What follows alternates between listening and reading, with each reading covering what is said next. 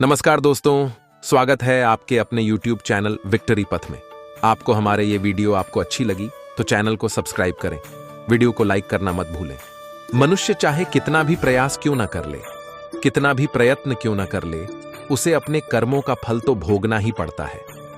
चाहे मनुष्य कितना ही प्रयत्न कर ले, लेकिन वह कभी अपने कर्मों से बच नहीं सकता। जैसी करनी वैसी भरनी, यह वाक्य तो आपने सुना ही होगा। अर्थात जैसे आप कर्म करोगे वैसा ही आपको फल भी प्राप्त होगा। लेकिन मेरा एक प्रश्न है, क्या आप इस बात पर यकीन करते हैं कि जैसा आप कर्म करेंगे वैसा ही आपको फल भी मिलेगा? अब आप में से अधिकतर लोगों के मन में यह प्रश्न जरूर उठ रहा होगा, क्योंकि इसमें पूछने वाली बात क्या है? यह तो सत्य ही है कि जैसे हम कर्म करेंगे वैसा ही हमें फल भी मिलेगा। लेकिन एक बार के लिए आंखें बंद करके अपने आप प्रश्न कीजिए, देखिएगा कि आपको इस प्रश्न का उत्तर स्पष्ट से नहीं मिल पाएगा। कहीं ना कहीं आपके मन में एक संशय जरूर होगा कि क्या यह बात सच है या झूठ। दोस्तों, आज इस कहानी से हम समझेंगे कर्मों का खेल। आखिर अच्छे कर्मों का फल अच्छा और बुरे कर्मों का फल बुरा कैसे होता है? बहुत समय पहले की बात है, किसी गांव में एक बहुत ही ज्ञानी पंडित रहता था। एक दिन वह अपने बचपन के दोस्त से मिलने के लिए दूसरे गांव में जा रहा था। उसका वह दोस्त बचपन से ही गूंगा और एक पैर से अपाहिज था। उस पंडित के गांव से उसके दोस्त का घर काफी दूर था। वहां जाने के लिए बीच बीच में कई सारे छोटे छोटे गांव पड़ते थे। पंडित रास्ते में अपनी धुन में चला जा रहा था। चलते चलते उसकी मुलाकात एक व्यक्ति से होती है।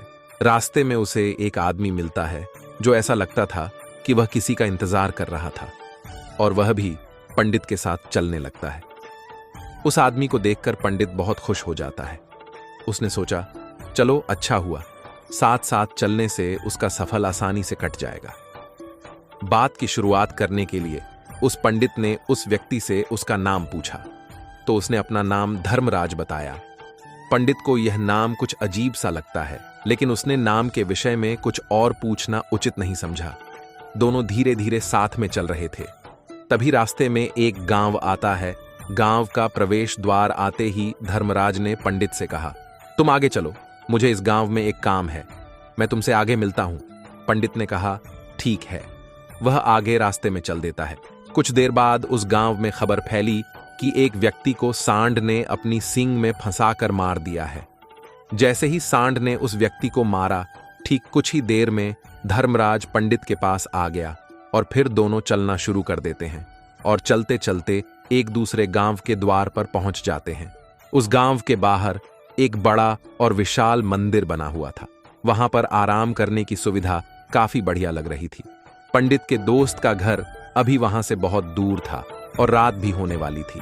तो पंडित ने धर्मराज से कहा, रात होने वाली है, पूरे दिन चलते चलते थक भी चुके हैं और भूख भी लग रही है, तो यहाँ पर भोजन करके यहीं पर हम विश्राम कर लेते हैं, फिर सुबह के समय आराम से आगे की यात्रा जारी करेंगे। धर्मराज ने कहा, ठीक है, मुझे इस गांव में किसी को कुछ जरूरी सामान देने जाना है, तुम भोजन करके आराम करो, मैं बाद में आकर भोजन कर लूंगा।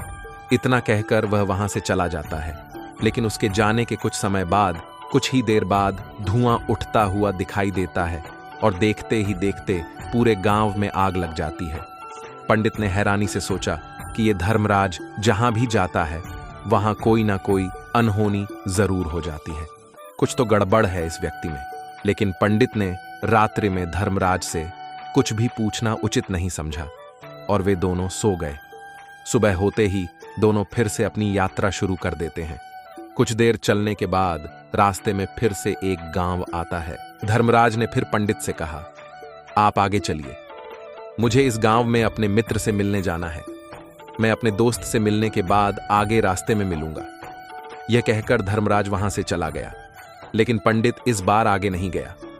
वहीं खड़ा होकर धर्मराज को देखता रहा कि वह कहां जा रहा है और क्या करता है।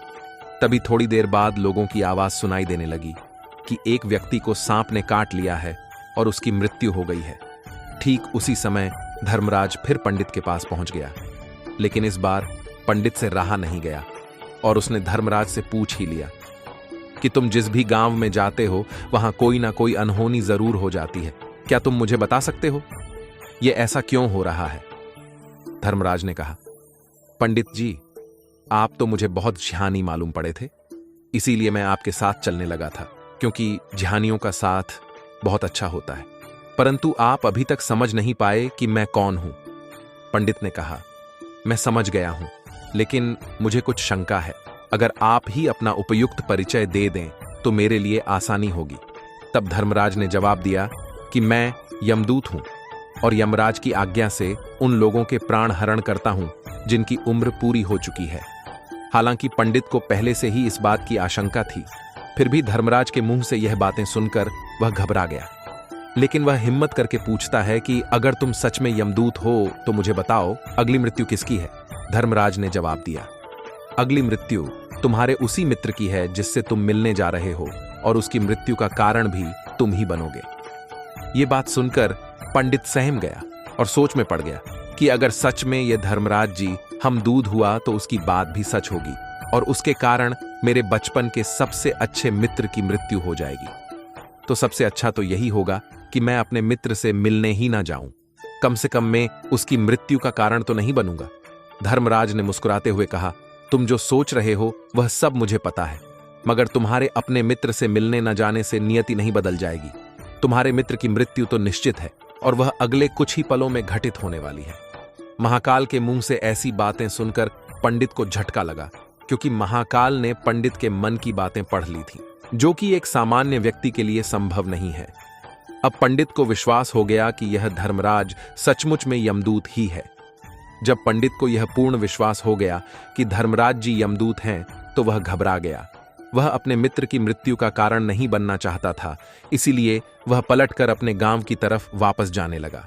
लेकिन जैसे ही पंडित वापस जाने के लिए मुड़ा, उसने देखा कि उसका मित्र तेजी से उसकी तरफ चला रहा है, जो कि पंडित को देखकर अत्यंत प्रसन्न दिखाई पड़ रहा था। अपने मित्र के आने की गति को देखकर पंडित को ऐसा लगा कि जैसे उसका मित्र काफी देर से उसका ही पीछा कर रहा है, लेकिन वह बचपन से ही गूंगा था और एक पैर से लंगड़ा भी था। इसीलिए ना तो वह पंडित को आवाज देकर रोक पाया था और ना ही उस तक पहुंच पा रहा था। लेकिन जैसे ही वह पंडित के पास पहुंचा, अचानक ही जमीन पर गिर पड़ा और तुरंत ही उसकी मृत्यु हो गई। पंडित हक्का बक्का होकर धर्मराज की ओर देखने लगा, जैसे कि वह पूछना चाह रहा हो कि आखिर क्या हुआ। धर्मराज पंडित के मन में उठ रहे प्रश्नों को समझ गया और बोला, तुम्हारे मित्र ने पिछले गांव में ही तुम्हें देख लिया था और वह वहीं से ही तुम्हारा पीछा कर रहा था, लेकिन गूंगा और लंगड़ा होने की वजह से वह तुम तक नहीं पहुंच पाया। उसने अपनी पूरी ताकत लगाकर तुम तक पहुंचाने का प्रयास किया, लेकिन बुढ़ापे में बचपन जैसी ताकत नहीं होती, इसलिए दिल का दौरा होने के कारण उसकी मृत्यु हो गई, क्योंकि वह तुमसे मिलने के लिए अपनी सीमाओं को तोड़कर तुम्हारे पीछे भाग रहा था। इसलिए अपने मित्र की मृत्यु का कारण भी तुम ही कहलाओगे। अब पंडित को पूर्णता है या विश्वास हो गया था कि धर्मराज एक यमदूत है और उसका कार्य जीवन के प्राण करना है। लेकिन पंडित एक ज्ञानी व्यक्ति था।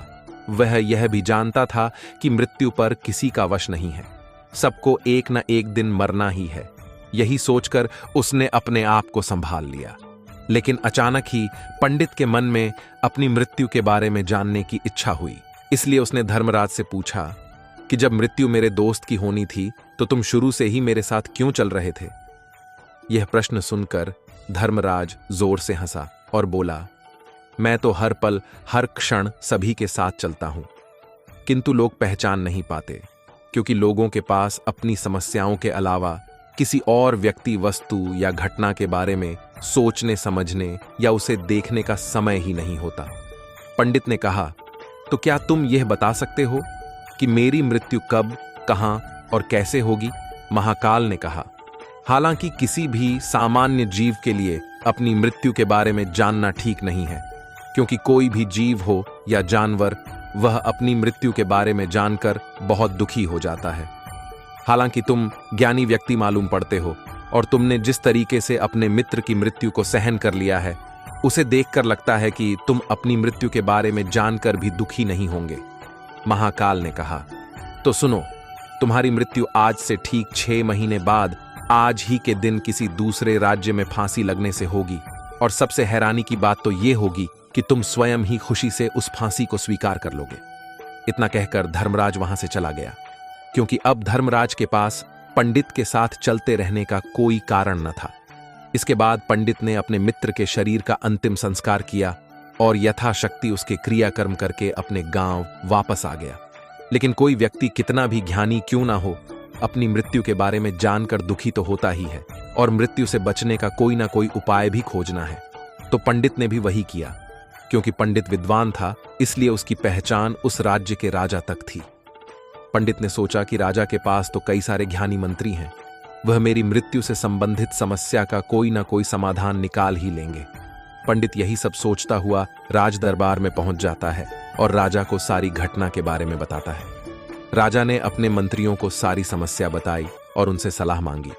अंत में सभी ने विचार विमर्श करके कहा, अगर पंडित की बात सही है तो उसकी मृत्यु भी 6 महीने बाद ही होगी, लेकिन मृत्यु तो तब होगी जब वह किसी दूसरे राज्य में जाएगा। यदि वह किसी दूसरे राज्य में जाए ही ना तो मृत्यु ही नहीं होगी। मंत्रियों की यह सलाह राजा को भी सही लगी।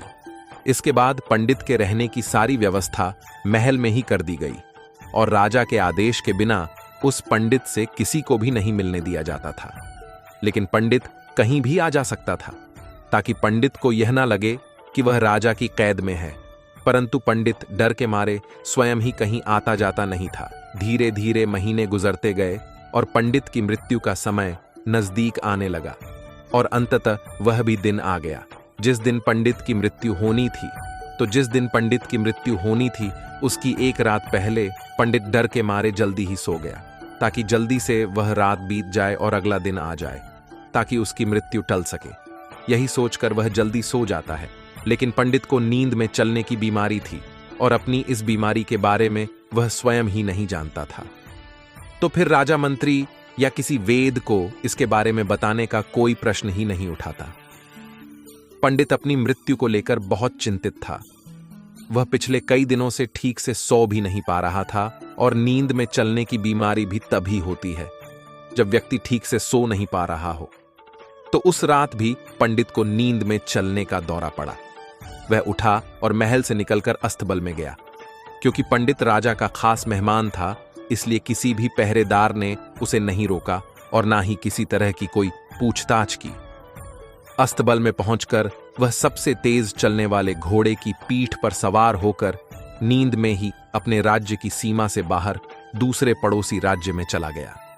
इतना ही नहीं, वह दूसरे राज्य के राजा के महल में पहुंच गया। उस महल के पहरेदार ने भी उसे नहीं रोका और ना ही कोई पूछताछ की। सभी लोग रात्रि का अंतिम प्रहार होने के कारण गहरी नींद में थे। वह पंडित सीधे राजा के सैन्य कक्षा में पहुंचा, जहां राजा और रानी सो रहे थे।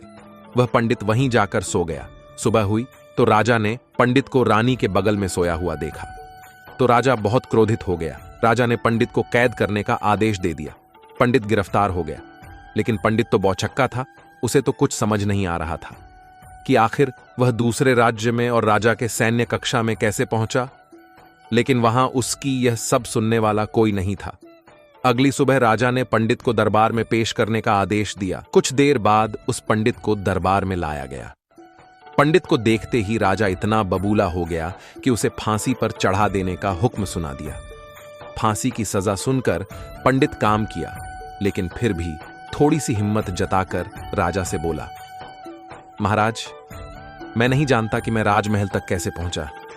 मैं यह भी नहीं जानता हूं कि आपका सैन्य कक्षा तक में कैसे आया, और आपके महल के किसी पहरेदार या सैनिक ने मुझे रोक क्यों नहीं। लेकिन मैं इतना जरूर जानता हूं कि आज मेरी मृत्यु होनी थी और वह होनी भी जा रही है।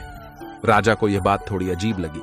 उसने पंडित से पूछा, तुम्हें कैसे पता कि आज तुम्हारी मृत्यु होनी है? राजा की इस प्रश्न के जवाब में पंडित ने पिछले 6 महीने का सारा वाकया राजा को सुना दिया और बोला, महाराज, मेरा क्या किसी भी सामान्य व्यक्ति में इतना साहस नहीं कि वह राजा के सैन्य कक्ष में राजा की उपस्थिति में रानी के साथ सो जाए। राजा को पंडित की बात में थोड़ा तर्क दिखाई पड़ा, परंतु उसने सोचा कि यह मृत्यु से बचने के लिए धर्मराज और उसके द्वारा अपनी मृत्यु की भविष्यवाणी की कहानी बना रहा है। इसलिए राजा ने पंडित से कहा, यदि तुम्हारी बात सत्य है और आज यह तुम्हारी मृत्यु का दिन है, जैसा कि हम दूत धर्मराज ने तुमसे कहा था, तो आज तुम्हारी मृत्यु का कारण मैं नहीं बनूंगा। लेकिन यदि तुम्हारी बात झूठी निकली तो निश्चित ही आज तुम्हारी मृत्यु का दिन होगा, क्योंकि जिस राज्य से पंडित आया था उस राज्य का राजा इस राजा का मित्र था। इसलिए इस राजा ने तुरंत अपने 2 सैनिकों को पड़ोसी राजा के पास भेजकर पंडित की बात की सत्यता का प्रमाण मांगने भेजा। भेजे गए सैनिक शाम तक लौटे और उन्होंने राजा को बताया कि महाराज पंडित जो कुछ भी कह रहा है वह सब सत्य है। पड़ोसी राज्य के राजा ने पिछले 6 महीने से पंडित के रहने की सारी व्यवस्था अपने ही महल में कर रखी थी। पंडित राजा का खास मेहमान था। कल शाम राजा आखिरी बार पंडित से उसके कक्षा में मिले थे और उसके बाद यह इस राज्य में कैसे पहुंच गया इसकी जानकारी किसी को भी नहीं है। इसलिए उस राज्य के राजा के अनुसार पंडित को फांसी की सजा देना ठीक नहीं है। लेकिन राजा के सामने एक नई समस्या थी, क्योंकि उसने बिना पूरी बात जान ही पंडित को फांसी की सजा सुना दी थी। इसलिए अगर पंडित को फांसी नहीं दी जाती तो राजा के वचन का अपमान हो जाएगा। लेकिन अगर राजा की बात का मान रखा जाए तो बेवजह ही एक निर्दोष व्यक्ति की मौत हो जाएगी। राजा ने अपने सभी मंत्रियों से इस बारे में सुझाव मांगा, तो मंत्रियों ने राजा को सुझाव दिया कि महाराज पंडित को एक कच्चे सूत के धागे से फांसी लगवा दी जाए। इससे आपका कथन का अभिमान रह जाएगा और कच्चे सूत के धागे से पंडित को फांसी भी नहीं लगेगी और उसके प्राण भी बच जाएंगे। राजा को मंत्रियों का यह सुझाव पसंद आया और उसने ऐसा ही करने का आदेश दे दिया। पंडित के लिए कच्चे सूत के धागे से फांसी का फंदा बनाया गया और नियम के अनुसार पंडित को फांसी पर चढ़ाए जाने लगा। सभी लोग बहुत खुश थे कि ना तो पंडित मरेगा और ना ही राजा का वचन खाली जाएगा। पंडित को भी पूर्ण विश्वास था, यह सूत के धागे से तो उसकी मृत्यु हो ही नहीं सकती। पंडित उस पर चढ़ने के लिए तैयार हो गया, जैसा कि धर्मराज ने भविष्यवाणी की थी कि तुम खुद ही अपनी फांसी को स्वीकार करोगे। लेकिन जैसे ही पंडित को फांसी दी गई, सूत का धागा तो टूट गया, लेकिन टूटने से पहले उसने अपना काम कर दिया था। पंडित के गले की एक नस सूत के धागे के झटके से कट चुकी थी और पंडित जमीन पर पड़ा तड़प रहा था। उस पर उसके गले से खून की फुहार निकल रही थी और देखते ही देखते पंडित का शरीर पूरी तरह से शांत हो गया। सभी लोग आश्चर्यचकित थे और पंडित को मरता हुआ देख रहे थे। किसी को विश्वास नहीं हो रहा था कि कच्चे सूत के धागे से भी किसी इंसान की मृत्यु हो सकती है। लेकिन घटना तो घट चुकी थी। नियति ने अपना काम कर दिया था और धर्मराज की भविष्यवाणी सच हो चुकी थी। दोस्तों, श्रीमद् भागवत गीता में भगवान श्री कृष्ण ने कहा है, जो होना होता है वह होकर ही रहता है। हम चाहे कितनी ही सावधानी बरते, कितना ही उपाय कर ले, लेकिन घटना और घटना की पूरी प्रणाली पहले से ही तय होती है, जिसे हम थोड़ा सा भी इधर उधर नहीं कर सकते हैं। दोस्तों, शायद इसीलिए ईश्वर ने हमें भविष्य जानने की क्षमता नहीं दी है, ताकि हम अपने जीवन को ज्यादा बेहतर तरीके से जी सके। और यही बात उस पंडित पर भी लागू होती है। अगर पंडित ने महाकाल से अपनी मृत्यु के बारे में न पूछा होता तो 6 महीने तक राजा के महल में कैद रहकर डर डर कर जीने की बजाय ज्यादा बेहतर जीवन जीता। दोस्तों, आपने आज के इस वीडियो से क्या सीखा, मुझे आप कमेंट में बता सकते हैं। इसी के साथ में उम्मीद है कि आपको आज की वीडियो पसंद आई होगी, तो इस वीडियो को उस इंसान को शेयर करें जिससे यह कहानी सुनने की जरूरत है, और उसी की ठीक बात, चैनल को सब्सक्राइब करें। तो चलिए फिर मिलते हैं ऐसी एक और नई वीडियो में एक नए मैसेज के साथ। तब तक के लिए अपना ख्याल रखें। धन्यवाद। जय श्री कृष्णा।